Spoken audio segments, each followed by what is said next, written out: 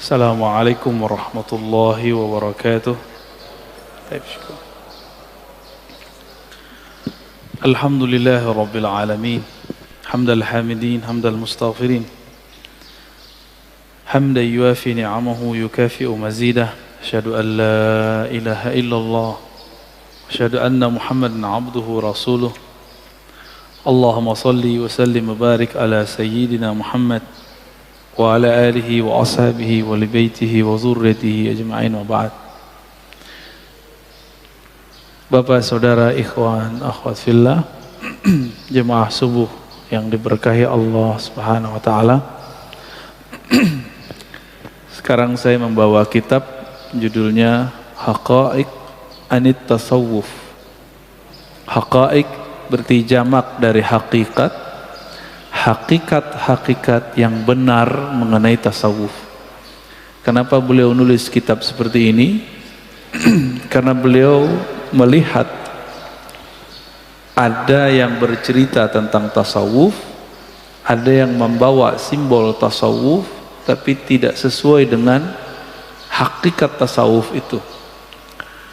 Ada yang menceramahkan tentang tasawuf tapi itu bukan tasawuf.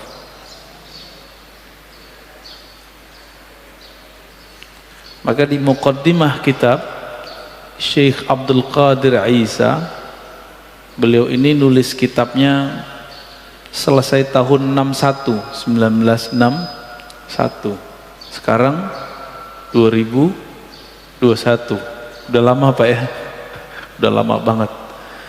Tapi wafatnya belum lama, tahun 1991. Pengarang kitab ini adalah seorang mursyid thariqat Syadziliyah Al-Qadiriyah Al-Hashimiyah.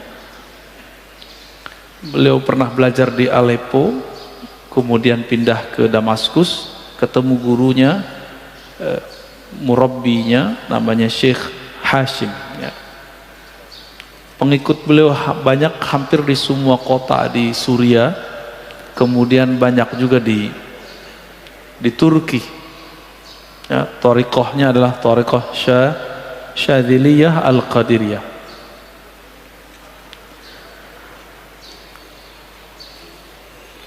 Beliau memulai kitab ini dengan mengatakan bahwa falaqat muniyal Islam. Jadi ketika Islam itu mulai muncul, maka selalu ada musuhnya. Hawalu tahdima arkanih, yang berusaha untuk menghancurkan pilar-pilar agama Islam.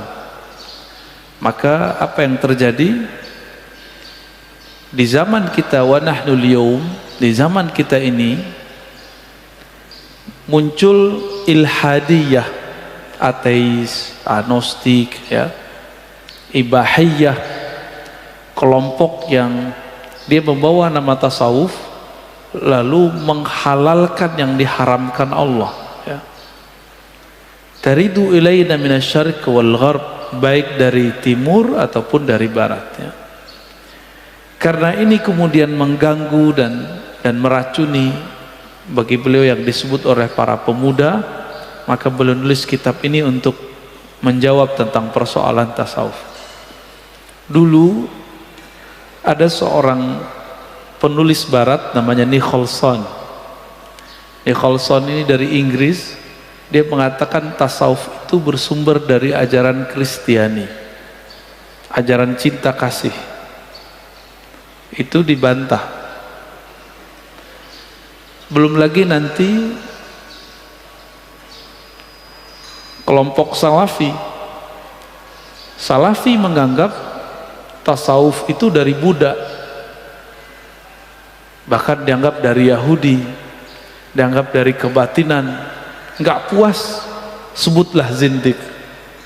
Maka sayang sekali kita mendengar banyak musuh-musuh tasawuf kemudian mengatakan at-tasawuf zindik ya, tasawuf itu kezindikan, zandaqah. Sekarang kita coba lihat pakar tasawuf itu ngomong tasawuf.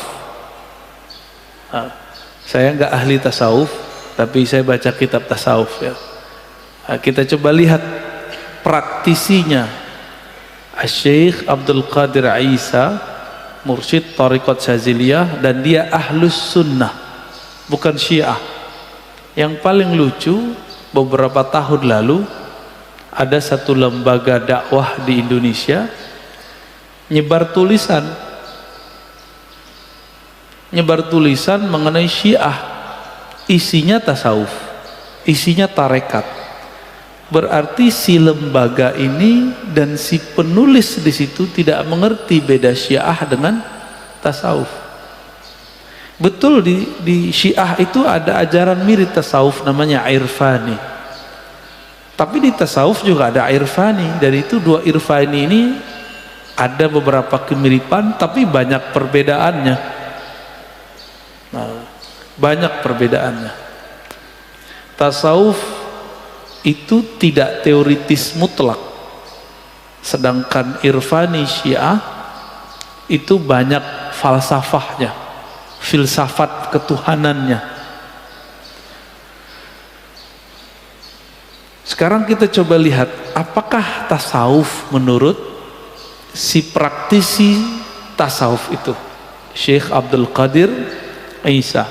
Setahu saya kitab ini sudah diterjemah. Silakan dicari ya, Hakikat Tasawuf, biar nanti nyambung kita kalau membahasnya. Ta'rifut tasawuf, definisi tasawuf. Qala al-Qadi Syekhul Islam Zakaria Al-Ansari. Jadi beliau mengatakan definisi tasawuf itu kita ambil dulu dari Syekhul Islam Zakaria Al-Ansari. Ahlus sunnah secara umum menyebut Syekhul Islam itu kepada beberapa tokoh.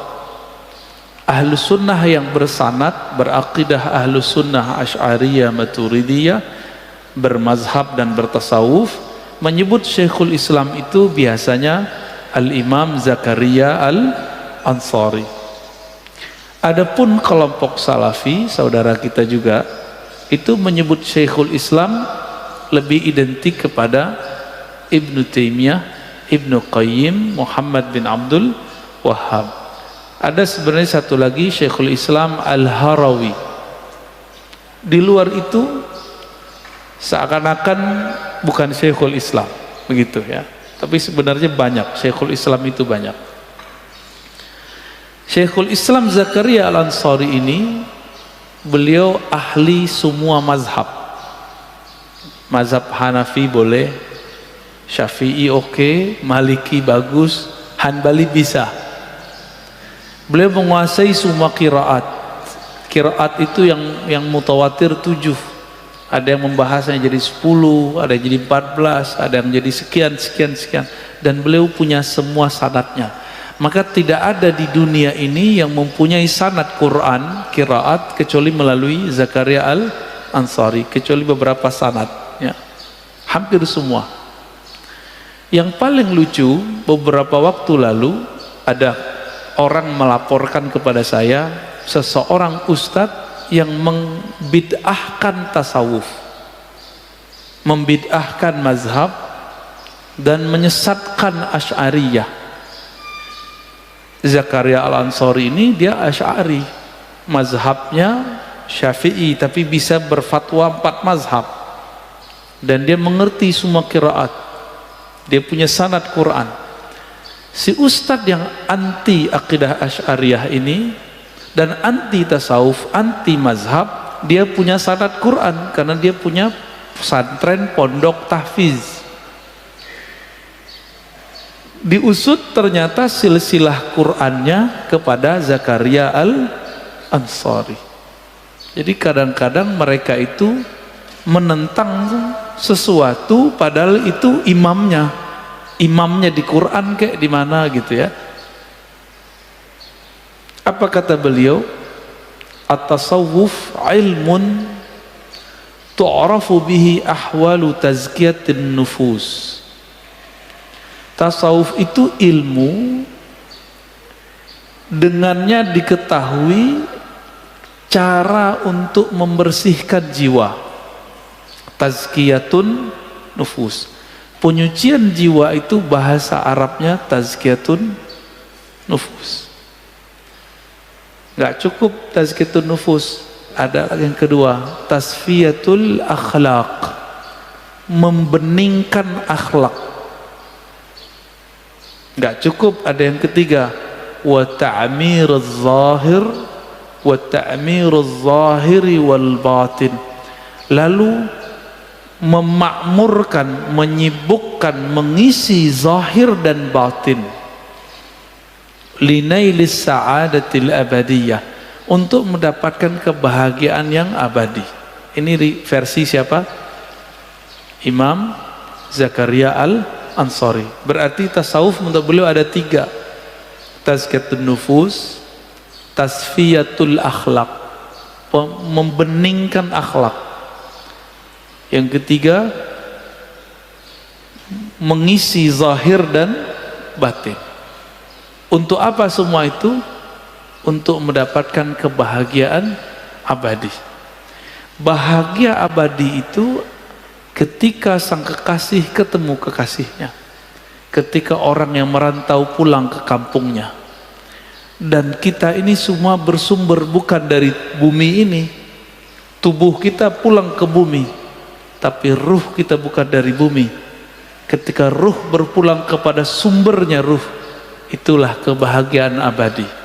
Nah, untuk bisa pulang itu, si ruh ini terpenjara dalam tubuh. Tubuh ini di dalamnya ada energi namanya nafs, jiwa. Jiwa ini harus dibersihkan, akhlaknya harus dibeningkan.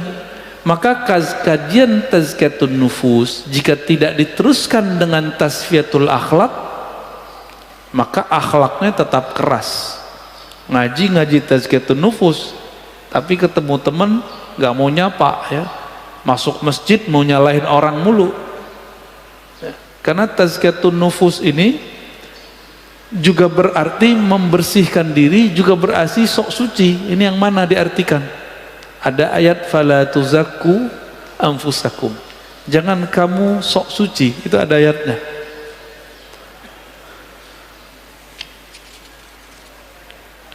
Jadi kalau orang di luar sana mengatakan tasawuf itu enggak sholat, masuk enggak Pak? Tasawuf itu bisa sholat di Mekah, masuk enggak? Apalagi tasawuf itu gila, masuk enggak? Enggak masuk ya? Ya. Sekarang Imam Zarruq, yaqulu Syekh Ahmad Zarruq. Imam Zarruq ini thariqatnya Syaziliyah. Beliau punya kitab Qawaidut Tasawuf, kaidah-kaidah yang benar mengenai tasawuf. Apa kata beliau? At-tasawuf ilmu qasdin li islahil qulub.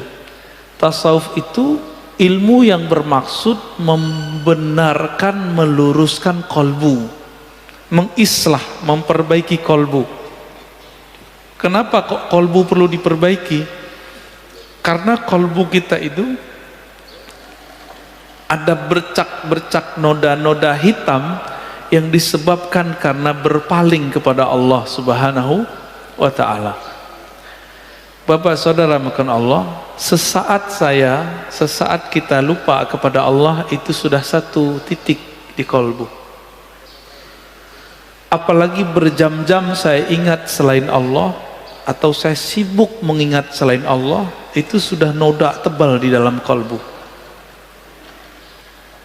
Makanya Syekh Abdullah Al-Faiz Ad-Daghestani itu disebutkan oleh muridnya Syekh Adnan dalam manaqibnya, kalau beliau lagi suluk, lagi riyadhah, ingat terlupa lalai mengingat Allah sesaat, dia wudhu. Kalau teringat dunia, dia langsung mandi tobat. Ada imam begitu, namanya Syekh Abdullah Al-Faiz Ad-Daghestani. Kalau kita banyakkan ingat mana? Dalam sholat aja ingat selain Allah. Ini dia di luar sholat, kepikiran dunia, langsung tobat dia Pak. Beda sama kita ya. Jadi tasawuf itu ilmu, objeknya kolbu, islahil qulub, membersihkan, memperbaiki kolbu. wa ifraduha lillahi ta'ala, dan mentauhidkannya kepada Allah Ta'ala amma siwah. Berarti tasawuf itu tidak mengajarkan kesyirikan, bukan kuburiyun dalam artian menyembah kubur. Ini ada kuburiyun nih depan saya nih. Sekarang itu sufi dituduh oleh mereka yang tidak mengerti sebagai kuburiyun. Bahkan Soleh Fauzan dalam kitab Tauhid dan beberapa kitab-kitab syarah Tauhidnya itu menyebut sufi-sufi yang berziarah kubur, bertawassul di sana, bertabarruk dengan ubadul kubur, penyembah kubur. Ini su'uzon, kezoliman yang luar biasa dalam kitab-kitab agama, dan sayangnya itu diajarkan di pesantren-pesantren modern. Ya, kalau ini diteruskan, dibiarkan Pak, saya nggak tahu apa kejadian nanti. Anak-anak kita di pesantren nanti akan menganggap syirik orang tua-tuanya dulu, kawan-kawan yang berbeda faham dengannya. Wal fiqhu li islahil amal wa hifzun nizam. Pemahaman terhadap memperbaiki amal, menjaga nizam, wa zuhuril hikmah bil ahkam, lalu dapat menangkap hikmah dalam sebuah hukum. Jadi seorang yang belajar tasawuf itu ibadah beda dengan ahli fikih. Ahli fikih menyebut ibadah itu sebagai taklif. Apa arti taklif? Beban. Bagi seorang sufi, ibadah itu bukan beban, tapi ladzah, kelezatan, hajah, keperluan, kebutuhan. Subuh barusan itu apa? Itu kebutuhan kita, kebutuhan jiwa kita, atau hanya sebatas membayar hutang? Beban yang mana Pak kira-kira? Silakan dirasakan sendiri ya. Kenapa subuh lagi seger-seger sholat 2 rakaat, giliran siang sore udah capek-capek 4 rakaat? Kalau kita menganggap itu sebagai beban seperti paradigma ahli fikih, ya bayar utang aja Pak. Nah, ini perbedaan, sedikit perbedaannya. Lalu beliau mengatakan tasawuf itu juga ilmu mengenai usul pokok ilmu tauhid. Makanya beberapa kitab tasawuf yang level tinggi itu pembahasannya tentang wujud Allah, seperti kitab At-Tuffah Al-Mursalah. Ini seminggu ini saya 2 kali membedah kitab itu di Sumatera, satu di Zawiyah Tarekat Sufi, yang kedua di pesantren. Sebelum kesini Pak, ini langsung diculik sama pengurus ini ya, baru nyampe jam 1, tiduran bentar langsung dibawa ke sini. Jadi ada kajian tasawuf mengenai kolbu. Ada yang kedua mencari hikmah amalan, maka judulnya Sirrul Asrar, hikmah tasyri'. Itu udah masuk ke sana sebenarnya, antara falsafah sama tasawuf. Kalau Sirrul Asrar itu udah tasawuf. Ada yang tentang ilmu tauhid. Jadi tauhid versi tasawuf itu lebih dalam daripada tauhid versi ahli akidah. Maksudnya apa tuh? Karena imam ahli akidah yang bernama Abul Hasan Asy'ariyah itu bergurunya kepada Abul Qasim Junaid Al-Baghdadi. Pernah berguru kepada Junaid, dan muridnya Junaid bernama Ruwaim. Jadi Imam Abul Hasan Asy'ari ini pernah belajar tasawuf ketika dia sudah tobat daripada Mu'tazilah. Tidak seperti yang dibuat oleh teman-teman Salafi, mereka membuat cerita bohong tentang Abul Hasan Asy'ari, bahwa Asy'ari ini awalnya Mu'tazilah, lalu menjadi Asy'ariyah, lalu menjadi Salafiyah. Suka-suka aja buat sejarah ya.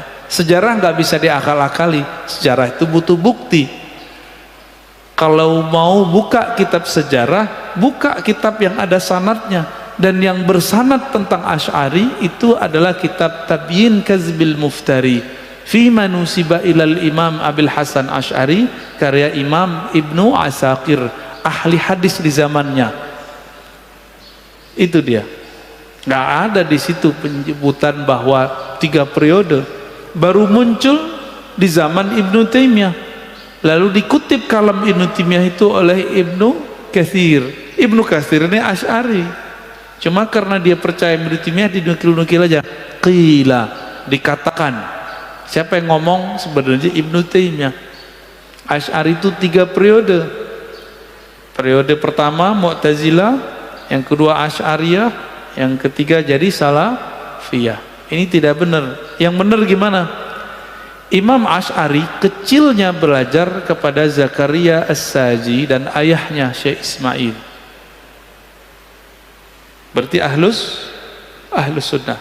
Zakaria As-Saji itu murid Imam Ahmad bin Hanbal, murid Imam Al-Muzani, akidahnya ahlus sunnah. Lalu ayahnya wafat, dia tetap ngaji kepada As-Saji, tapi ayah berikutnya, jadi ayah sambung pak, ayah tiri nyebutnya, ibunya nikah lagi dengan Abu Ali Al-Jubai. Abu Ali Al-Jubai ini bapak Mu'tazilah.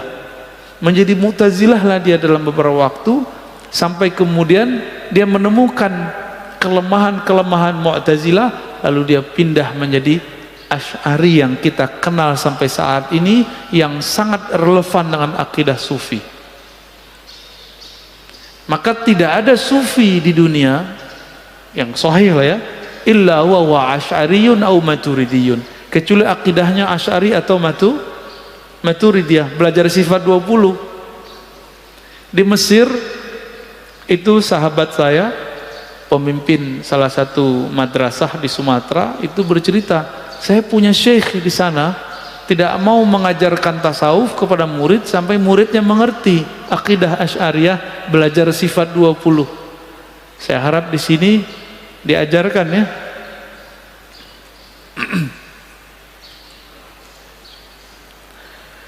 Ilmu tauhid itu ada yang untuk menjaga dalil akli, itu yang kita sebut ilmu kalam, ilmu tauhid yang biasa. Ada yang untuk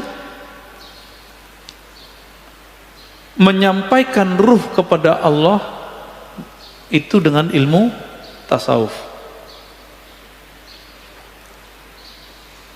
Itu perkataan Imam Zarruq lebih kurang ya. Ada imam tadi, Imam Junaid, gurunya Imam Asy'ari, itu menjelaskan tasawuf lebih mudah. Apa kata beliau tentang tasawuf? At-tasawuf isti'mal kulli khuluqin saniyyin. Tasawuf itu ketika orang mempraktekkan akhlak yang luhur. Wa tarku kulli khuluqin daniyyin, meninggalkan akhlak yang buruk. Akhlak itu tumbuhnya dari kebeningan kalbu. Kalau tidak dari kebeningan kalbu, itu namanya tasannu', dibuat-buat. Contoh, tawadu. Tawadu hakiki muncul dari tidak merasa apa-apa di hadapan Allah. Kalau sudah tidak merasa apa-apa di hadapan Allah, maka orang ini akan muncul ekspresinya, namanya tawadu. Maka orang ini tidak perlu memuji-muji orang untuk meninggikan dirinya. Jadi ada orang tawadu untuk meninggikan dirinya. Jadi ada al-kibru fit tawadu, ada kesombongan dalam tawadu. Hati-hati, goyok kayaknya pura-pura merendahkan diri di depan seseorang, tapi sebenarnya untuk meninggikan dirinya. Nah, ini berbahaya. Karena setan itu bisa masuk dari mana-mana ya. Nggak masuk di luar sholat, masuk dalam sholat. nggak masuk dalam kelalaian, masuk dalam zikir. Kalau nggak punya tauhid yang kuat, kebawa kita.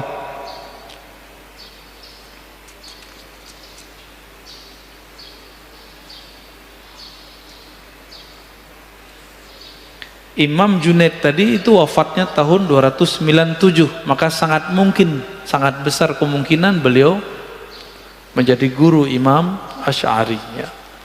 Oke. Apalagi arti tasawuf? Imam Abul Hasan Asy-Syadzili mengatakan at-tasawuf tadribun nafs 'alal ubudiyah. Melatih jiwa kita ini kalau nggak dilatih, ini bisa lebih parah daripada si guguk, Pak. Orang Jawa, orang Banten, orang Betawi nggak biasa melihat anjing buru. Anjing yang biasa digunakan untuk berburu. Anjing berburu itu patuh-patuh. Apalagi anjing yang dipakai oleh polisi, pelacak, itu patuh-patuh. Kok bisa anjing, si kalbun, si guguk itu kok bisa dia patuh? Padahal dia si anjing. Karena dia ditadrib. Disebut di Quran mu'allamah, anjing yang terpelajar. Kalau diterjemahin gitu ya. Jadi anjing saja bisa dilatih, apalagi nafs kita.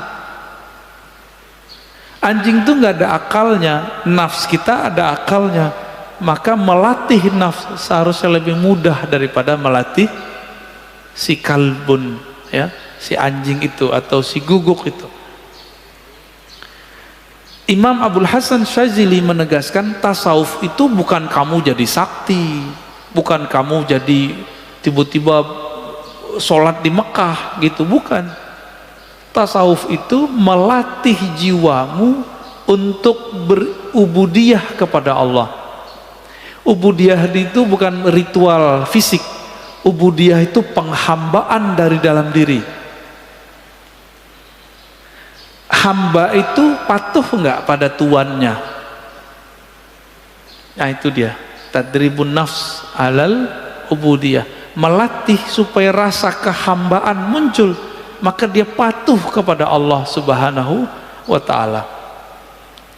Waradduha li ahkamir rububiyah, lalu memulangkannya, mengembalikannya kepada hukum rububiyah.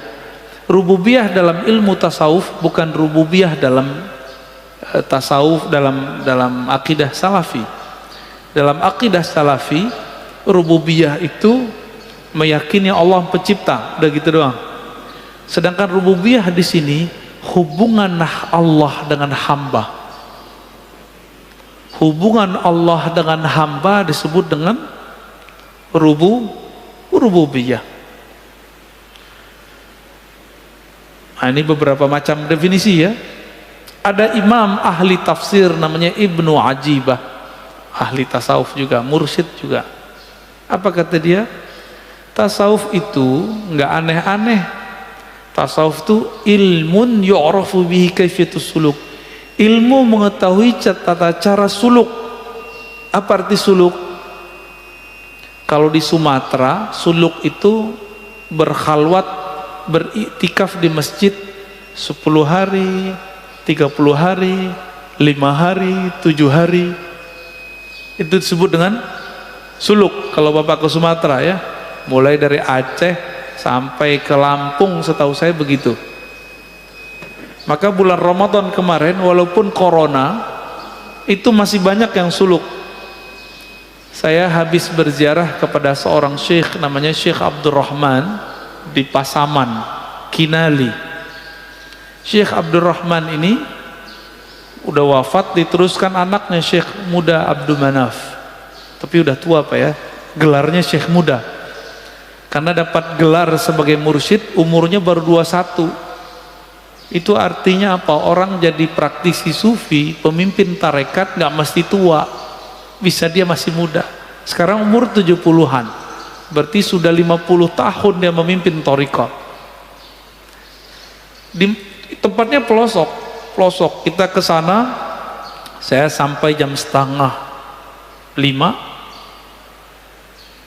Kita baru sampai di kotanya, terus jalannya sangat menantang sekali lah, sangat terpencil. Jadi kayaknya corona nggak nyampe sono lah ya. Pemerintah larang orang beriktikaf, tempatnya gede, tapi masyarakat animonya untuk melatih jiwa, mengalahkan takut mereka terhadap corona, tetap ada yang beriktikaf 150-an sampai 200, dan itu normal. Sedangkan di kota-kota besar nggak boleh lebih dari 15 orang, di situ 200-an orang ya. Itu suluk.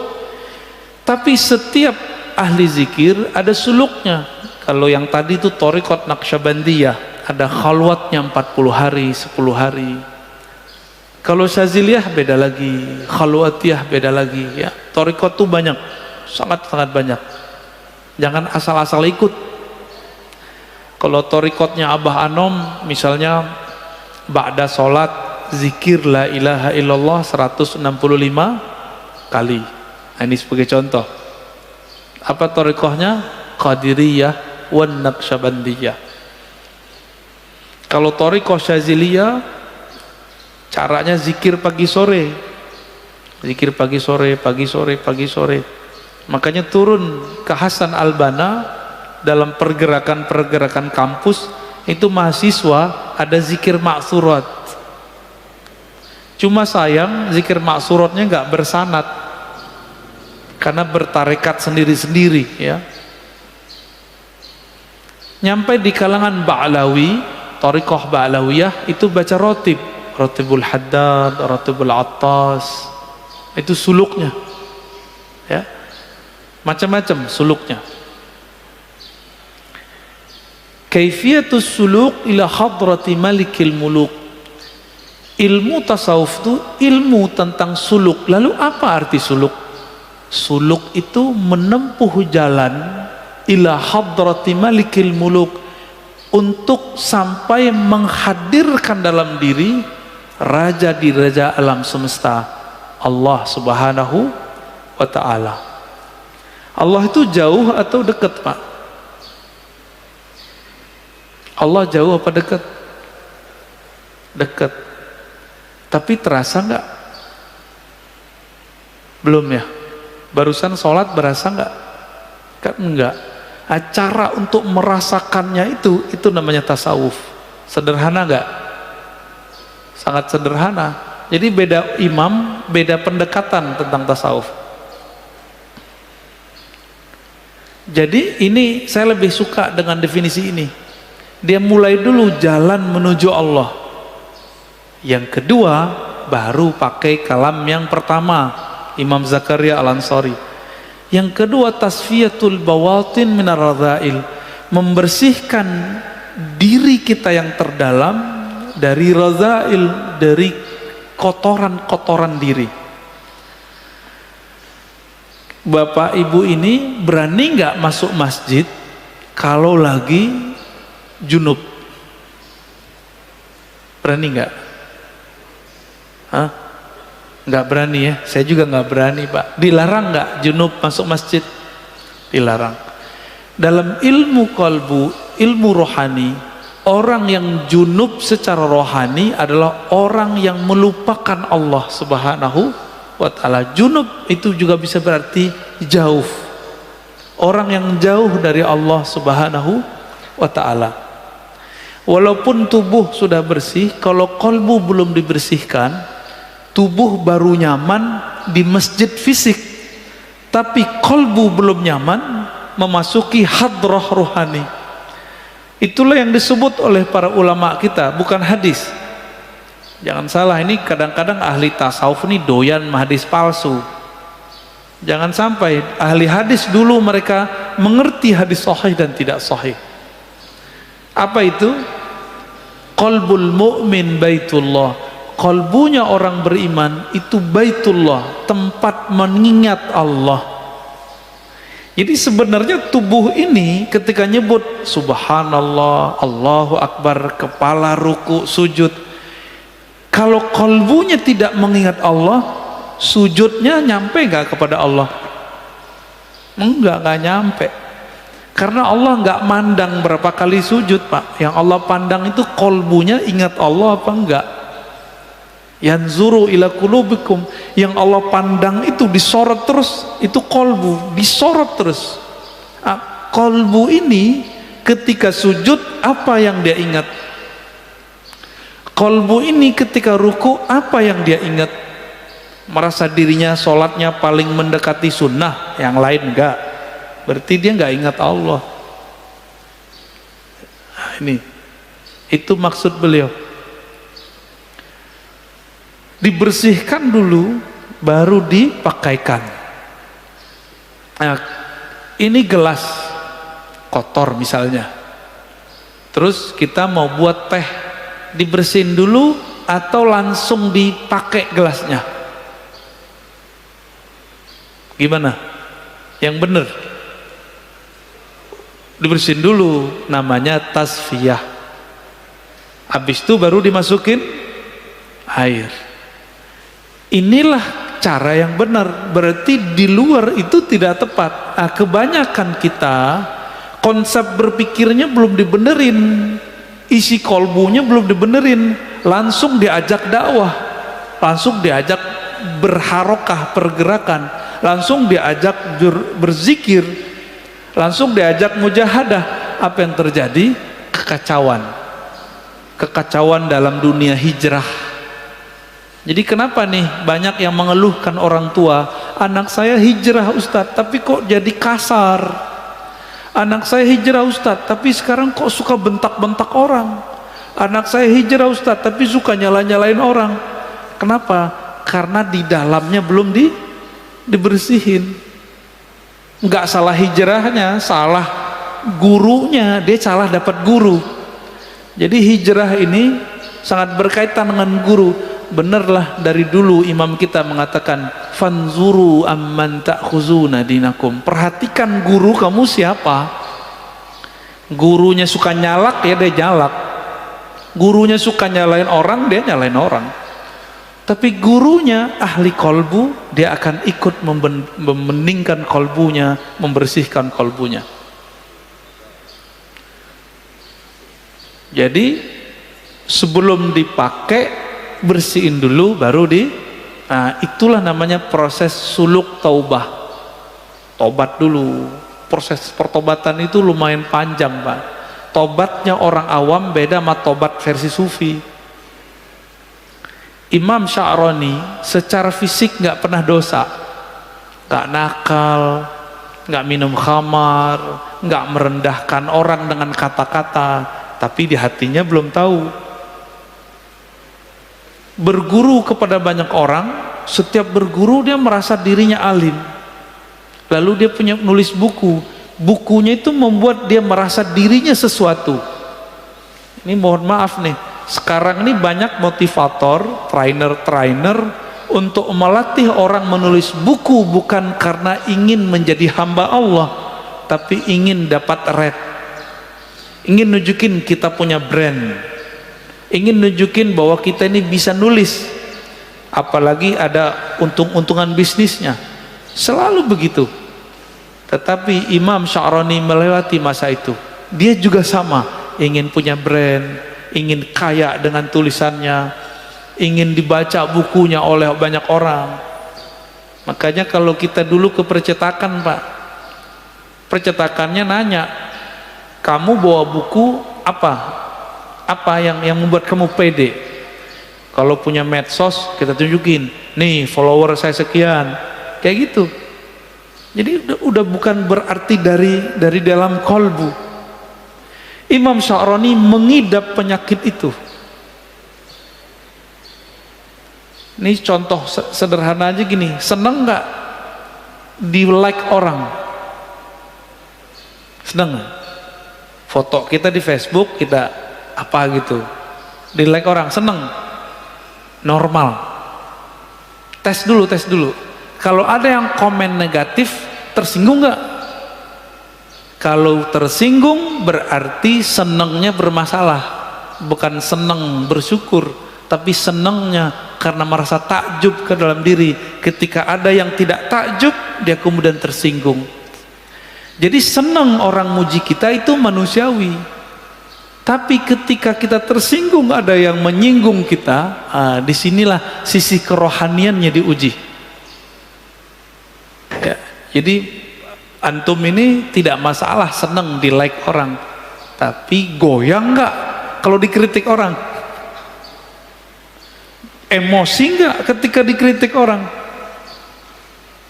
Kalau iya, berarti di dalam diri kita ada bara yang belum kita padamkan.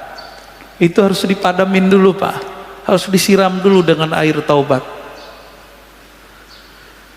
Kalau sudah dibenerin, baru tahliyatuha bi anwa'il fadail. Nah, Imam Sya'rani, masalah dia nggak banyak, dia bukan orang yang jahat. Masalah dia adalah karyanya sendiri. Karyanya dia sudah menjadi berhala. Mohon maaf nih ya, di zaman sekarang buku dibuat hak ciptanya gak? Bener, secara undang-undang sih oke-oke aja. Kalau ada orang ngambil buku kita, membajak buku kita, kita marah gak? Marah-marah orang sekarang.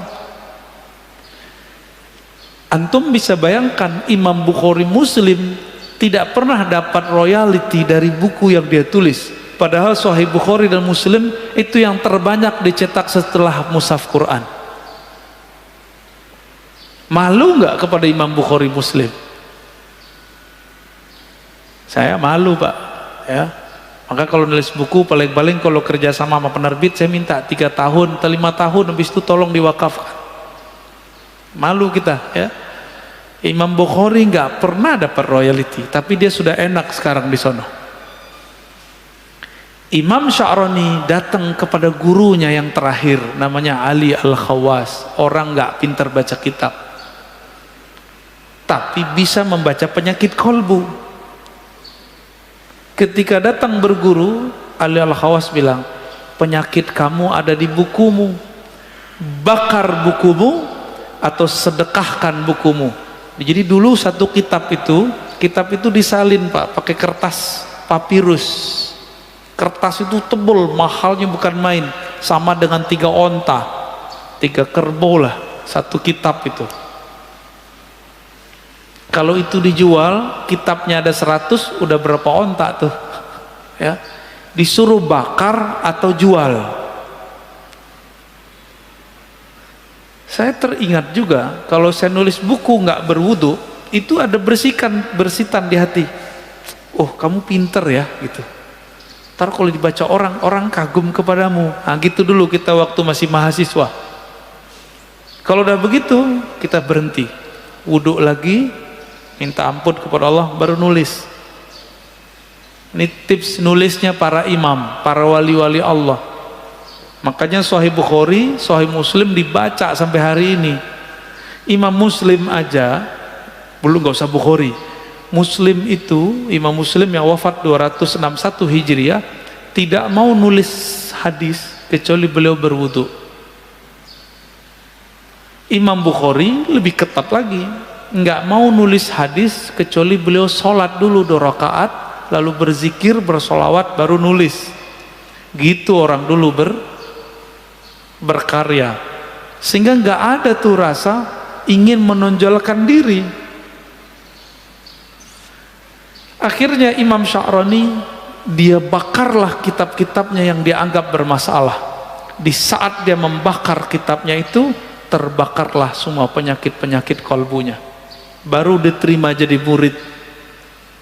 Coba bayangin kalau kita punya guru di zaman sekarang begitu gimana? Paling ada Abu Yamun Fasir, ya nggak? Abu Yamun Fasir kalau datang ke beliau disuruh puasa air Pak. Siapa yang kuat? Ternyata ada yang kuat. Jadi beliau itu orang salaf tapi hidup zaman sekarang. Ya, saya nggak bicara masalah kerohanian, saya bicara tentang torikotnya. Riadohnya berat. Itu riadoh orang dulu itu. Ternyata masih ada di Banten. Ya. Kalau nggak kuat nggak usah ikut Pak. Ya, minta berkat doa aja ke beliau ya. Jadi sufi-sufi itu ada yang ketat, ada yang sedang, ada yang santai. Tasahul, ada yang tawassut. Sufi yang ketat kayak tadi, ada orang sombong karena dia punya rumah, disuruh jual rumahnya, sedekahin duitnya. Nggak kuat kan Pak ketemu guru begitu? Ada orang yang merusak dia, keluarganya, disuruh cerahin, kan nggak kuat Pak kita begitu. Nggak kuat, itu thariqat tasawuf lama yang ketat. Ada orang hobi makan minum, dikurangi makannya, dikurangi minumnya. Proteslah banyak ustadz di Sumatera, karena di Sumatera itu kalau suluk tarikat Naqsyabandiyah nggak makan daging Pak. Ustadz-ustadz yang modus, sebenarnya dia suka makan daging, makan rendang, makan apa tuh gaji-gaji itu ya, gazebo namanya. Itu suluk apa-apaan, kok mengharamkan daging? Kok kita nggak boleh makan daging? Nafsunya lagi ngomong, nafsunya demo. Orang suluk nggak ada urusannya sama nafsu dia. Itu kejadian Pak banyak. Ustadz, selevel ustadz, bahkan menuduh orang-orang yang sedang suluk itu mengharamkan daging. Tidak, nggak ada mengharamkan daging. Taib. Ada yang sedang ini melihat kondisi si murid, menyesuaikan kurikulumnya, nyesuaiin si murid, tapi batinnya tetap harus kuat. Kalau tasahul santai, tasawuf underground kan sekarang ada ya, ada tuh ustadznya juga muda juga tuh, beliau berdakwah di kalangan anak jalanan yang gak kepikiran sama kita dia buat. Sebenarnya jemaah tabligh itu bagian dari tasawuf menurut saya ya, cuma mungkin tasawufnya sudah ala Syekh Zakaria Al-Kandahlawi, campuran antara tarekat, ahli hadis sama tradisi India ya, itu tasawuf juga.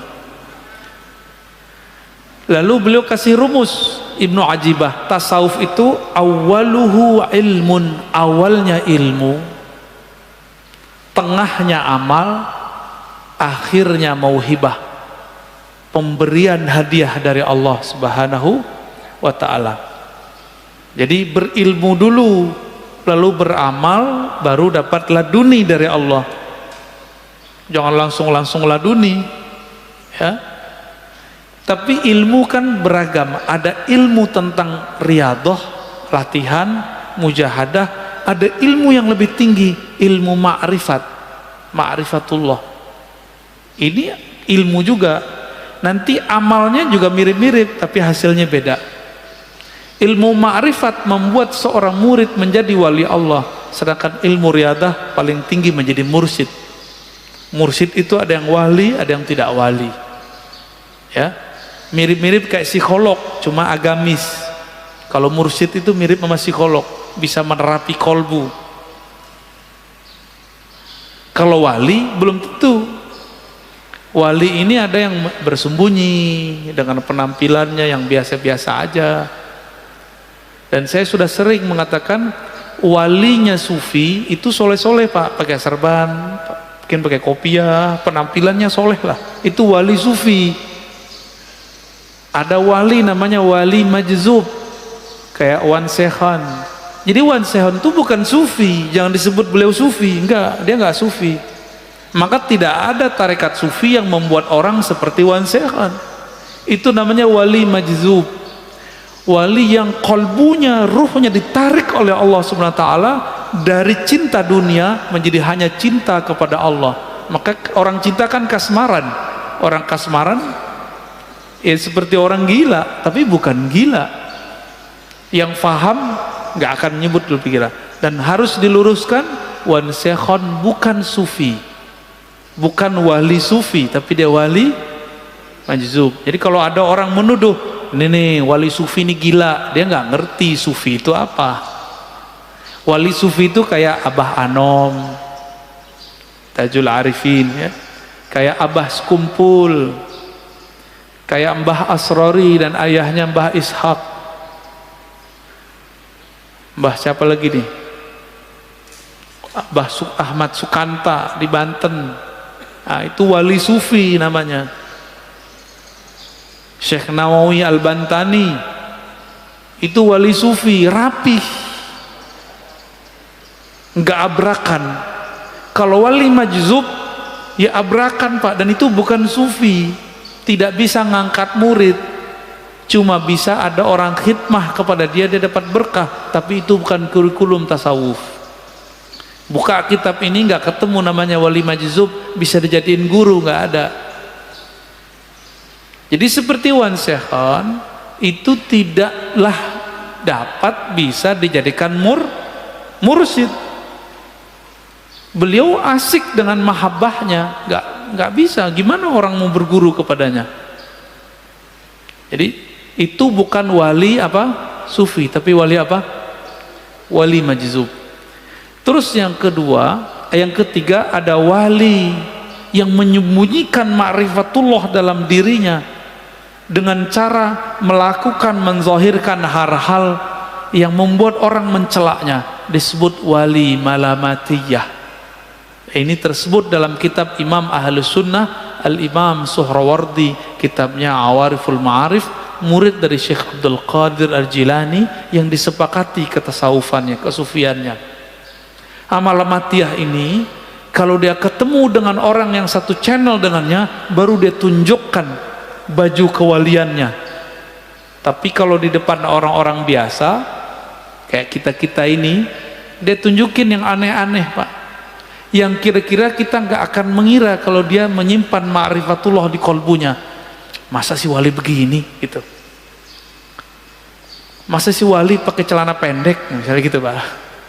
Itulah kalam Ibnu Athaillah Sakandari dalam kitab Ibnu Athaillah, subhana man satara sirral khususiyah bizuhuri al-bashariyah.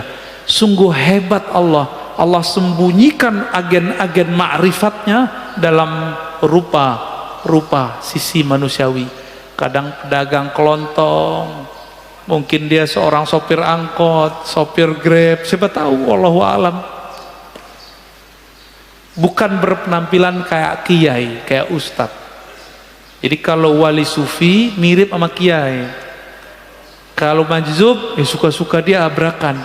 Wali malamatiyah seperti kisah Nabi Musa dan Nabi Khidir. Nabi Khidir menunjukkan maksiat Pak di depan Nabi Musa, benar nggak?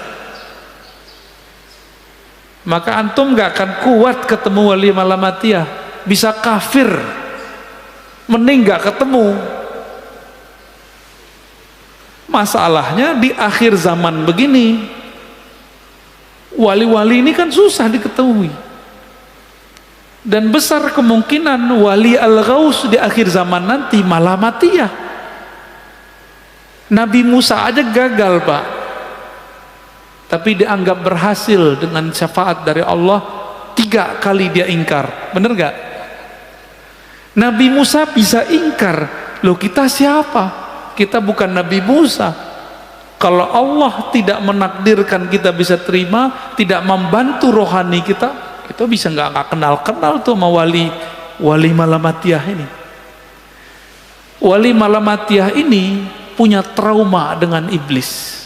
Iblis itu dulu namanya Azazil, bertambah ilmu ma'rifatullah karena dia beramal ribuan tahun, bertambah ujub. Dia merasa mendapatkan pengetahuan, bertambah ujubnya, bertambah sombongnya. Supaya tidak terjadi itu, supaya orang tidak mengkultuskan dia, wali malamatiyah ini menghancurkan karakter-karakter sisi kesolehannya, supaya orang nanti menghujatnya. Di saat ada orang menghujatnya, disitulah dia kemudian tidak ujub. Itu malamatiyah. Itu bukan sufi loh ya. Jadi yang sufi yang pertama aja. Kecuali si malamatiyah sudah diperbaiki oleh Allah lahirnya, baru dia nanti persis kayak sufi. Kapan itu kita nggak tahu ya. Dan di akhir kata Imam Zarruq, definisi sufi ini tasawuf itu banyak. Tablugh nahwal alfain, beda imam, beda pengalaman. Kira-kira ada sekitar 2000 definisi tasawuf. Namun semuanya berpulang kepada satu hal, as-sidqut tawajjuh ilallah, kesungguhan, kejujuran, kebenaran bertawajuh menghadapkan diri kepada Allah. Jadi itulah awal dari doa iftitah, wajjahtu wajahiyah. Itulah tasawuf. Supaya mencapai wajjahtu bisa jutaan cara. Itulah namanya tarekat sufi. Jadi tarekat sufi itu bagaimana koneksi si hamba saat mengatakan wajjahtu wajahiyah. Tadi waktu baca doa iftitah nyambung nggak kepada Allah? Enggak kan? Karena belum punya torikotnya, ya, belum punya sidqut tawajuh. Lisannya ngomong, kolbunya nggak ngikut. Yang disebut sidik, lisan mengatakan wajah tuh, kolbunya langsung berkiblat kepada Allah Subhanahu wa Ta'ala. Berdasarkan itu kata beliau, apapun kata orang tentang kezindikan tasawuf itu bersumber dari kebodohan mengenai hakikat tasawuf, ya. Jadi tolong sama-sama kita luruskan pemahaman ini. Ya, kira-kira itu Ustaz. Silakan kalau ada yang mau didiskusikan. Alhamdulillah, terima kasih Buya. Lanjut ke saya tanya jawab. Baik.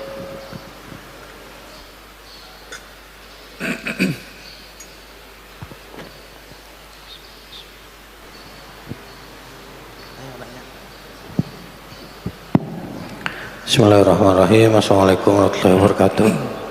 Waalaikumsalam. Ini sangat menarik dan sangat menggetarkan hati. Saya mengenal beberapa sufi dan juga makomnya. Kita mengenal mahabbah, ma'rifat, bahkan wahdatul wujud. Atau kita mengenal Rabi'ah al-Adawiyah, kita mengenal Ibnu Arabi, kita mengenal Al-Hallaj, kita mengenal Syekh Siti Jenar. Yang dua terakhir ini sufi yang dihukum mati karena pendapatnya, yaitu anal haq pada Al-Hallaj atau pada Syekh Siti Jenar manunggaling kaula kalawan Gusti. Bagaimana menurut Syekh Abdul Qadir Isya terhadap paling tidak dua tokoh terakhir tadi yang juga dihukum oleh para ulama atau oleh para walinya menurut sejarahnya? Apakah memang termasuk kategori sufi yang masuk wali sufi tadi atau mungkin yang lainnya? Mohon penjelasannya. Kedua, saya punya pengalaman pribadi berkenalan dengan salah seorang yang mengaku dirinya salik, dan ini termasuk orang yang secara akademisi luar biasa, karena beliau ini secara akademisi mendapatkan gelar doktor dari dalam dan luar negeri. Pada perjalanan sufinya yang dia akui tadi, banyak hal yang menurut saya tadi agak bertentangan. Misalnya, dia mengatakan mursyidnya bisa sholat di Mekah. Kemudian ada juga yang menarik, beliau mengatakan bahwa setiap ayat Al-Quran memiliki hadam, yang kalau kita amalkan maka hadam itu dalam ayat Al-Quran tersebut, ya mungkin dalam rangka riadoh tadi akan menjadi tanda kutip pembantu kita. Banyak hal sebetulnya ini, makanya saya ingin tanyakan, termasuk ketika menyikapi penyakit. Padahal saya katakan tadi beliau adalah seorang akademisi yang harusnya bisa berpikir rasional, itu menganggap hampir semua penyakit itu penyakit non medis yang bisa disembuhkan dengan cara bertawassul atau bersolawat. Termasuk mungkin pernah ditanyakan solawat Jibril. yang kalau dia tidak mampu karena jumlahnya yang sangat fantastis bersolawatnya, misalnya 15.000 atau 20.000 atau 30.000, maka kalau dia tidak mampu melakukannya sendiri, dia bisa melakukan kolaborasi dengan jin atau dengan disebutnya malak, yang kalau dia tidak mampu maka dia harus membayar sekian juta untuk meminta bantuan tadi yang saya sebutkan, jin atau malak tadi. Ya. Itu mohon penjelasannya Ustaz, seperti apa itu, dan seperti apa sebetulnya tingkatan dari murid, salik, mursyid sampai wali itu, untuk mengetahui mursyid yang sebenarnya itu seperti apa. Baik. Terima kasih Ustaz. Assalamualaikum warahmatullahi wabarakatuh. Ya, terima kasih Pak, itu info penting bagi saya, karena yang disebut oleh si doktor tadi tasawuf itu bukan tasawuf. Makanya Ibnu Ajibah, imam sufi mursyid tarekat Syaziliyah, memberi batasan. Tasawuf itu awalnya ilmu ma'rifat, bukan amal, bukan riyadhah. Yang tadi dimulai dari riyadhah. Riyadhah kebatinan berarti Pak. Setelah berilmu mengenal Allah, bermakrifat dulu, baru beriadah, latihan, wirid, zikir. Terakhir baru dapat mauhibah, ilmu laduni. Akah itu ketenangan jiwa, kah itu kekhusyuan, kah itu bukan khadam. Kita nggak ada urusan sama khadam. Mau baca ayat ada khadam nggak ada khadam, kita nggak ada urusan sama itu. Mau kita baca zikir nanti ada malaikat yang mengkhidmatkan diri, kita nggak ada urusan sama itu. Urusan kita hanya kepada Allah. Ini yang dikatakan oleh Imam Al-Junaid, tauhid itu, Junaid yang tadi sufi, ifradul qidam anil hadas, menanggalkan, memisahkan, mengesahkan Allah SWT dengan menanggalkan sisi-sisi selainnya yang baru. Jadi kalau masih tertarik sama kebatinan, khadam-khadam, lalu supaya sukses bayar mahar, itu kebatinan itu Pak, berbaju tasawuf. Inilah yang dikatakan dengan mutasawwif, sufi palsu. Jadi sufi beda dengan mutasawwif, itu sufi palsu ya. Adapun mengenai gurunya sholat di Mekah, kalau itu lain cerita. Masuknya kemana nih? Bab karomat atau bab khurafat, yang mana? Ada dua Pak. Kalau karomah, emang tiap hari karomah diberiin. Kalau khurafat barangkali itu. Oh, syekh kita sholatnya di Mekah gitu, sholat Jumat di Mekah. Loh, kita lagi sholat Jumat, Mekah belum sholat Jumat Pak. Kita sholat jam berapa? Jam 12. Mekah jam berapa waktu itu? Baru jam 8. Bahlul namanya. Jadi hati-hati. Maka wajib belajar tauhid sebelum belajar tasawuf. Kalau enggak usah belajar tasawuf, belajar tauhid aja, belajar fikih aja Pak ya. Jadi daripada tersesat, nggak tahu nanti mana yang sohih nggak sohih, nggak usah belajar itu ya. Jadi kok bisa doktor? Lah doktor kan gelar akal, bukan gelar ruhani. Doktor kan gelar dia nulis penelitiannya bagus, bukan berarti rohaninya bagus. Dulu salah satu dosen saya namanya Prof. Bambang Pranowo, almarhum, orang Matla'il Anwar. Beliau mengisahkan pernah tersesat ikut Lia Edan. Apa yang terjadi Pak? Orang nanya, Prof, ente kan profesornya di luar negeri lagi, tamatan pesantren lagi, tauhidnya kuat, tapi kering, dia pengen cari sensasi rohani, kok ikut Lia Edan? Jawaban dia apa? Gimana saya nggak mau ikut, penasaran. Dia ngaku gurunya Jibril, pengen berguru sama murid Jibril gitu. Setelah lama kebuka nggak bener. Nanti muncul ketemu lagi Pak, ada orang ngaku sufi tapi ngajarin reinkarnasi, titisan, itu bahlul semua, itu nggak bener, itu bukan sufi yang sahih, itu mutasawwif.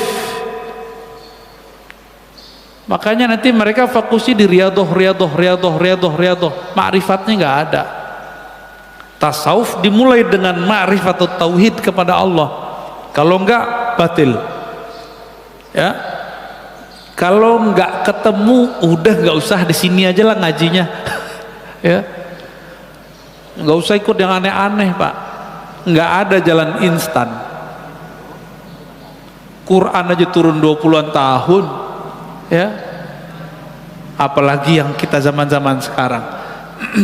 Adapun mengenai Hallaj dan Syekh Siti Jenar, di sini ada pembahasannya Bapak, bacaannya udah banyak nih ya.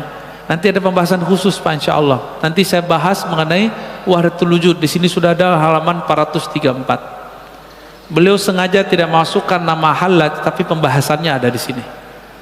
Karena orang Thariqat Syadziliyah ini menghindari sesuatu yang clash. Jadi nama-nama seperti Hallaj nggak ditonjolkan jelas-jelas.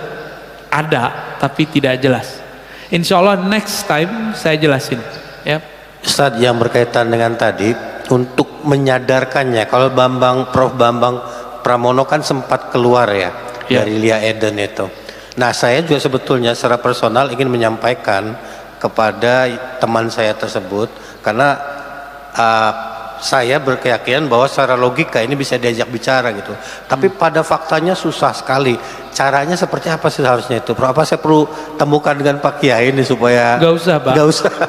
Tunggu dia menemukan sesuatu yang ganjil dari gurunya, nanti dia akan kelihatan galau, di situ Bapak masuk. Ini jadi kita itu tidak akan pernah bisa merubah hati orang, nggak akan pernah. Allah Pak yang merubah hati orang, kita itu cuma jadi asbab. Jadi nggak boleh bilang ente sesat tuh, nggak tertarik dia ngobrol sama Bapak. Nanti ngobrol aja Pak, santai terus. Orang berubah dengan ngobrol santai itu lebih baik daripada dia dikafir-kafirkan terus berubah, diancam-ancam berubah, nanti ancamannya hilang dia balik lagi, kambuh lagi. Tapi dengan ngobrol santai, ngobrol terbuka dari hati ke hati, jangan-jangan Bapak yang yang ke bawah. Kuatan dia kan. Ya.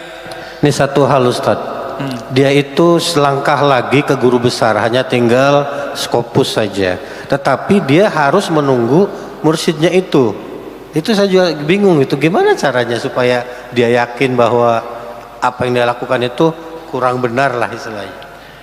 Gini aja deh, ciri-ciri mursyid palsu mengajarkan murid istighal bi ghairillah, sibuk dengan selain Allah, cari khadam, baca ini biar dapat khadam, baca ini biar faedahnya ini. Itu bukan mursyid ilallah, tapi itu mursyid ila ghairillah. Itu nganterinnya bukan ke Allah, nganterinnya kepada kesaktian. Jadi Bapak kalau mau cari mursyid, guru itu cuma ngajarin mengenal Allah, lalu zikir untuk bisa sampai kepada Allah, udah itu aja, nggak lebih dari itu ya. Sederhananya gitu Pak ya. Yuk Ustadz, udah? Belum? Ya. Ini hari Minggu ya? Oke. Saya nggak mau debat, buat apa debat?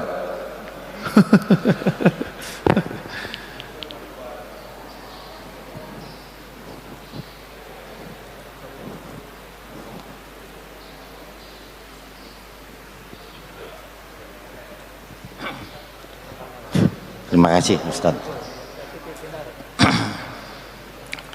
Saya masih bingung ya kalau belajar tasawuf itu. Yang saya tahu tasawuf itu meninggalkan apa ya, yang di dunia ini sudah dianggap tujuannya hanya Allah aja. Nah, sekarang apa sih sebetulnya input untuk mempelajari tasawuf itu, dan nanti outputnya itu loh, nanti saya itu mau jadi apa gitu loh. Ya itu aja, input dan output aja Ustadz. Makasih. Orang kantoran begini nih. Nanyanya input output. Kayak mau buat proyek baru aja Pak. Oke baik Pak, bagus. Betul, kita kontan cash aja. Apa inputnya, apa outputnya, kira-kira gitu ya. Beliau tadi itu sudah menyebutkan, orang belajar tasawuf itu bukan pengen sakti, tapi mendekat kepada Allah yang maha sakti. Lalu apa yang harus dilakukan? Tazkiyatun nafs, membersihkan jiwa, wa tasfiyatuha, dan membeningkannya. Kalau saya tambahkan wa ma'rifatullah, itu yang pertama. Sebelum kita, antum tadi nyebut aneh, nyari GPS nggak? Jadi kita sebelum mau kemana kita minta petunjuk dulu, kemana nih saya mau pergi. Itu ma'rifat namanya, ilmu. Maka sebelum kita kemudian belajar tasawuf, pelajari dulu Pak kerangka tasawuf itu dari ahlinya, jangan dari selain ahlinya. Pelajari, di situ nanti ketemu tujuannya apa yang dipelore. Itulah output input. Jadi semua definisi tadi Bapak nggak usah bingung, tinggal ambil aja satu ya. Kalau pengen cari sakti jangan ke sufi, cari dukun aja Pak ya. Perdukunan gitu bisa nangkep jin. Enggak, kita nggak cari itu. Untuk apa bisa nangkap jin, nundukkan khadam, tapi sholat gak khusyuk? Untuk apa?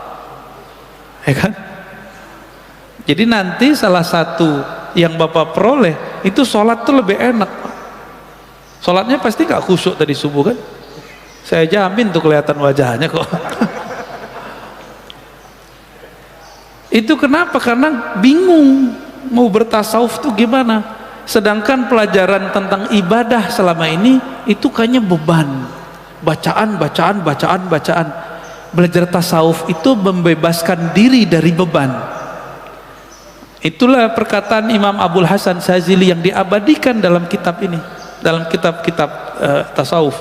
Syaikhuka man la yut'ibuka, kitab Lataiful Minan Ibnu Athaillah. Guru hakikimu, guru tasawufmu itu bukan yang bikin kamu banyak wiridan, yut'ibuka, bikin kamu capek berwirid. Tapi guru hakikimu itu kalau dia ngasih wirid kamu nggak kecapean gitu. Sama-sama dikasih wirid nih, si A ngasih wirid, si B ngasih wirid, tapi giliran si B ngasih wirid nggak beban Pak. Itu gurunya tuh malah seneng, ada ketenangan, ada sensasi yang nikmat saat berzikir. Itulah mursyid kita, itulah sufi yang Bapak cari. Tapi kalau wirid ini, rotib ini, hizib ini bikin beban, tinggalin aja itu. Makanya guru-guru sufi yang hakiki tidak pernah ilmunya saklek. Zikir tuh nggak saklek. Yang nggak sanggup 1000 ya 500, nggak sanggup ya 40, yang nggak sanggup ya tasdik aja ente gitu. Jadi nggak ada paksaan, nggak ada paksaan. Tapi kalau tarekat sudah menjadi sebuah organisasi tertutup, mulai ada strata, mulai ada kemudian amalan. Kalau level ini amalannya ini, emang bisa makom orang dilihat dari amalan? Gak bisa. Jadi tarekat kalau udah jadi organisasi, dia sudah keluar dari fitrah tasawuf. Nih hati-hati ya. Jadi tidak semua tarekat sufi itu menghantarkan kepada ilmu tasawuf. Nah ini pengalaman saya bertarekat Pak, karena saya juga belajar tarekat.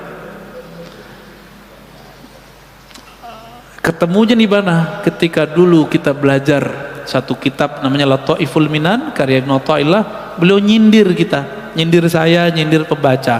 Kamu kok cari guru yang banyak wirid? Cari guru yang bikin kamu doyan wirid. Beda loh Pak ya. Jadi guru kita itu yang bikin kita doyan wiridan, kayak nggak kecapean. Tapi kalau kemudian disuruh ini lagi, kalau nggak bisa bayar mahar. Ya Pak ya. Enak amat bisa kepada Allah pakai bayar-bayaran. Lain dengan Abu Bakar As-Siddiq. Abu Bakar As-Siddiq itu karena saking tasdiknya, apapun kebutuhan Nabi belum terbersit dalam pikiran Nabi, dia hantarin kebutuhan Nabi tanpa ada beban. Nabi kan nggak pernah juga ente Abu Bakar kasih semua harta ente buat saya, nggak ada. Abu Bakar memberikan hartanya kepada Rasulullah sukarela. Emang Nabi dibuat untuk diri sendiri? Kan enggak. Nabi dibagi-bagi lagi, karena setiap hari itu banyak pengemis yang datang kepada Rasulullah, fuqara masakin yang minta kepada Rasulullah.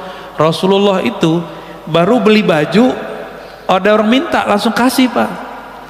Coba Bapak belum beli BMW, saya minta, mau nggak? Ketawa dia langsung.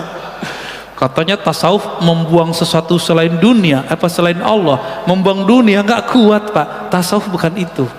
Tasawuf bukan buang dunia. Tasawuf tetap di dunia, tapi dunia nggak tembus ke dalam kolbu. Itu baru tasawuf.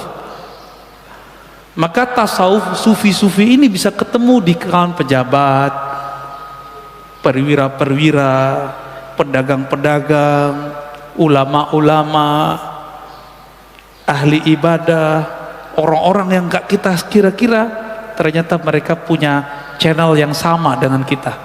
Nanti ketemu Pak. Orang kebatinan juga ketemu di macam-macam. Banyak sekarang pejabat cari backup yang kayak tadi itu Pak. Dia cari backup tuh, sayang nih orang. Tapi disitulah Imam Sya'rani mengingatkan, ente hati-hati sama ahlu dunia. Pejabatkah, pedagangkah, pengusaha datang kepada ahlullah, sufi wali, ingin membackup dunianya. Ntar mau 2024 nih, ya enggak? Bapak tahu nggak cerita dulu presiden-presiden sebelumnya? Itu mereka kalau mau kampanye ngundang semua ahli zikir dari berbagai daerah ke rumahnya, istananya dia, wiridan, backup langit istilahnya. Udah terpilih gimana? Tinggalin. Itu ahlu dunia begitu Pak. Tapi ada yang mau backup ya. Kita misalnya gini, ada dua pilihan nih. Kita tahu kalau ini yang jadi hancur Indonesia, maka seorang ahli sufi ini kadang sukarela mendoakan itu, nggak perlu diundang. Dia mendoakan dari jauh. Ada yang begitu. Ya. Cukup Ustaz ya? Udah, masih ada lagi? Ya udah, silakan.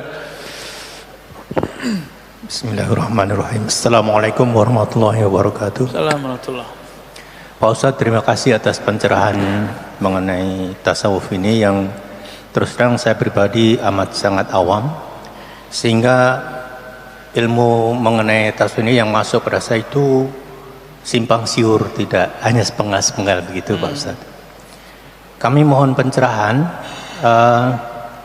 Salah satu yang kami dengar itu adalah bahwasanya Imam Ghazali itu adalah ahli tasawuf. Buku-buku yang ditulis pada awal-awalnya adalah berisi sebagian besar atau adalah semuanya berisi mengenai tasawuf. Kemudian menjelang akhir hayatnya beliau, yang kami dengar itu merubah isi buku-buku itu, meninggalkan tasawuf, hanya ibadah. Apakah ini benar dan apakah ini menunjukkan bahwasanya tasawuf itu apa ya, jadi sesuatu yang absurd, jadi baik. yang misleading lah begitu Pak Ustadz. Baik Pak. Terima kasih pencerahannya. Assalamualaikum warahmatullahi wabarakatuh. Assalamualaikum warahmatullahi. Bagus Pak pertanyaannya. Ini banyak yang bukan misleading, miskonsepsi terhadap Imam Ghazali. Ya. Imam Ghazali itu murid dari Imam Al-Juwaini. Al-Juwaini ini ahli mantik dan ahli usul fikih, ahli memproduksi hukum. Namanya Imam Al-Juwaini. Setelah dia mahir, Imam Ghazali ini menjadi guru besar. Dipindah dari Isfahan, pindah ke kota Baghdad. Baghdad itu kayak Jakarta aja Indonesia. Jadi bayangkan sekarang di Jakarta dia jadi guru besar. Terkenal seantero negeri. Buku-bukunya dibaca di semua distrik dan provinsi. Itu Imam Ghazali. Jadi periode pertama dia ahli usul fikih dan ahli kalam. Karena Imam Al-Juwaini ahli kalam, ahli akidah. Dia suka debat.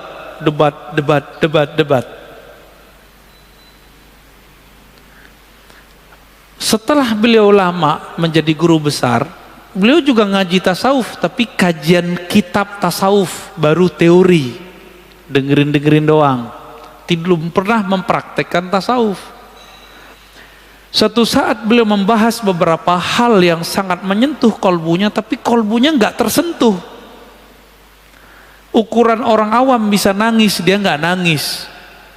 Ukuran orang awam bisa bergetar jantungnya itu, kolbunya itu, hati nuraninya, ini enggak. Maka dia mulai galau, guru besar. Jadi jangan dikira udah doktor, profesor, kemudian selamat. Imam Ghazali lebih tinggi dari itu, imam. Gelarnya udah Hujjatul Islam. Udah bisa buat produk hukum sendiri. Ngelewatin profesor sekarang. Udah berapa banyak profesor itu jadi profesor baik di barat ataupun di timur karena membaca karya Imam Ghazali. Di atasnya profesor beliau itu. Maka ketika mengalami kegersangan, dia meninggalkan kampusnya Nizamiyah, di rumah aja 15 hari 15 malam, nggak bisa tidur, nggak bisa ngomong, tertekan. Dia mikir, saya udah seposisi begini kok kesepian. Jadi orang itu kalau pinter sendiri kesepian deh Pak. Jadi antum jangan jadi orang pinter-pinter sendiri. Harus punya temen, orang yang kajiannya sama kayak kita. Jangan merasa, ini bidang saya doang yang boleh bahas. Kesepian ntar. Saya doang yang pakar ini. Enggak bisa begitu. Di luar sana banyak orang-orang hebat. Imam Ghazali kesepian dia. Orang kalau ketemu dia cium tangan bolak-balik, tapi dirinya galau.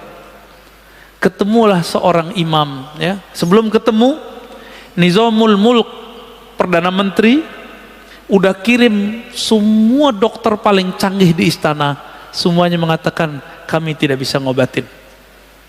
Terakhir ada dokter ngerti ilmu psikologi. Apa kata si dokter? Wahai Nizamul Mulk, Perdana Menteri, ini orang gurumu ini penyakitnya bukan penyakit fisik, tapi penyakitnya penyakit kejiwaan. Jiwanya sedang galau. Sekarang kita sebut psikiater ya. Diterapi nggak bisa juga. Obatnya dia harus ketemu guru yang menyembuhkan kolbunya. Akhirnya Imam Ghazali dia dengar dokter gitu, dia keluar, berangkat dari Baghdad pergi ke daerah Suriah. Dia carilah satu masjid yang kira-kira orang nggak kenal dia, minta izin jadi merbot menara. Bukan merbot imam Pak, merbot menara, tinggal di menara, makan ala kadarnya. Ada orang naruh di masjid apa makanan kurma, itu dia yang makan. Sampai kemudian dia kaget, di masjid itu orang ngaji kitab dia. Orang nggak tahu kalau itu si pengarangnya. Kalau sekarang kan bisa dicek di IG Pak, di Facebook, di YouTube. Oh ini siapa nih orang? Bisa dicari di Google. Dulu nggak bisa. Palanya agak botak dikit kan Imam Ghazali itu pemikir. Ketemulah beliau dengan Imam Abu Ali Al-Farmadi, mengajarkan zikir, cara membersihkan kalbu dan mengenal Allah Subhanahu wa taala. Menjadilah dia berkhalwat 10 tahun dan setelah itu dia menjadi sufi dan menulis kitab Ihya Ulumuddin. 4 tahun setelah itu wafat. Jadi cerita yang benar, kisah yang benar, bukan tasawuf yang duluan. Gitu Pak ya. Di mana ketahuannya? Bapak cari buku Al-Munqiz Minadh Dhalal. Itu karya beliau, curhat tentang pengalamannya. Munqiz Minadh Dhalal, beliau cerita tentang 4 fase terakhir jadi tasawuf. Bagi beliau tasawuf itulah ilmu tertinggi. Demikian kajian kita, semoga bermanfaat. Wassallallahu ala nabiyyina Muhammad, subhanakallahumma wa bihamdika asyhadu an la ilaha illa anta astaghfiruka wa atubu ilaik. Assalamualaikum warahmatullahi wabarakatuh. Ada permintaan doa dan Al-Fatihah. Baru meninggal ya, barusan Pak Erik bin Suaib. Semoga beliau diridhoi oleh Allah, diampuni oleh Allah. Ila ruhi nabiyina Muhammad SAW wa ila akhina Erik bin Suaib. Lahumul Fatihah. A'udzubillahi minasy syaitonir rajim. Bismillahirrahmanirrahim. Alhamdulillahirabbil alamin arrahmanirrahim maliki yaumiddin. Shiratal ladzina an'amta 'alaihim ghairil maghdubi 'alaihim waladdallin. Amin. Sallallahu ala nabiyina Muhammad.